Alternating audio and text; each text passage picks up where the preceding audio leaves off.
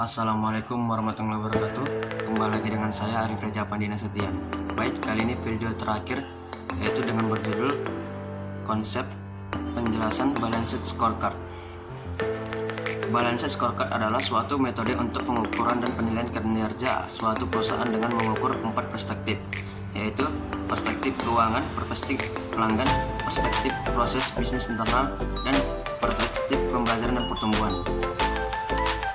Konsep keseimbangan Balanced Scorecard. Konsep keseimbangan dalam Balanced Scorecard terkait pada 3 area berikut, yaitu 1.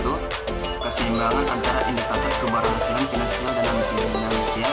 Balanced Scorecard sendiri awalnya dibuat untuk mengatasi kekurangan dalam ukuran performa finansial dengan menyeimbangkannya dengan pemicu lain untuk performa yang mengacu ke masa depan.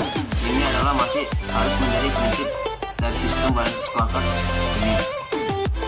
2. Keseimbangan antara konsisten internal dan eksternal dari organisasi. Shareholder dan pelanggan mempresentasikan konsisten eksternal dalam Balanced Scorecard, sementara karyawan dan proses internal menyeimbangkan kebutuhan kedua grup yang tak jarang menjadi kontradiktif satu sama lain untuk bisa secara efektif mengimplementasikan strategi. 3. Keseimbangan antara indikator performa lag dan lead. Indikator lag secara umum mempresentasikan performa masa lalu. Contohnya, semisal saja kepuasan pelanggan atau revenue, meskipun ukuran menyebut tersebut pada umumnya cukup objektif dan bisa diakses dengan mudah. Namun, mereka semua punya daya prediktif yang lemah.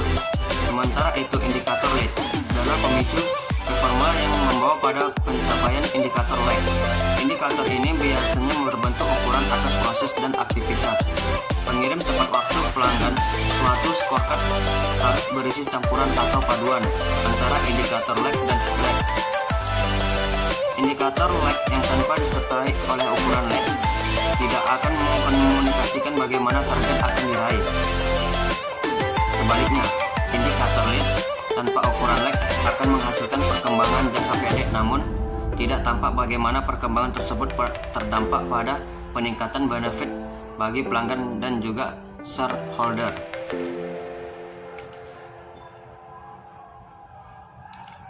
Dari sudut pandang perspektif dalam Balanced Scorecard, yaitu 1. Perspektif keuangan.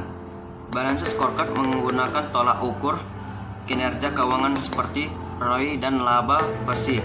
Sebab secara umum tolak ukur tersebut tentu digunakan oleh setiap perusahaan dalam mengetahui laba bersihnya. 2. Perspektif pelanggan. Di dalam perspektif pelanggan, suatu perusahaan butuh menentukan terlebih dahulu segmen pasar serta pelanggan yang akan menjadi target organisasi. Kemudian, manajer wajib menentukan alat ukur terbaik dalam mengukur kinerja di setiap unit operasi dalam upaya pencapaian target finansialnya. 3. Perspektif proses bisnis internal. Perspektif ini menampilkan proses kritis yang memungkinkan suatu unit usaha dalam memberi value proposition yang bisa menarik serta mempertahankan pelanggannya pada segmen pasar yang diinginkan. Secara umum, terdapat 3 pedoman dasarnya, yaitu proses inovasi, kedua proses operasi, dan ketiga pelayanan pernah jual. Yang terakhir, perspektif pembelajaran dan pertumbuhan. Perspektif ini menyediakan infrastruktur guna tercapai 3 perspektif sebelumnya serta menghasilkan pertumbuhan juga perbaikan jangka panjang. Terdapat 3 prinsip kapabilitas yang berhubungan dengan kondisi internal perusahaan, yaitu kapabilitas pekerja, kepuasan pekerja, retensi pekerja, produktivitas pekerja.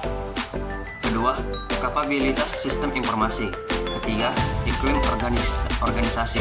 Demikian, ini saja yang dapat saya sampaikan tentang materi Balanced Scorecard. Sekian dan terima kasih.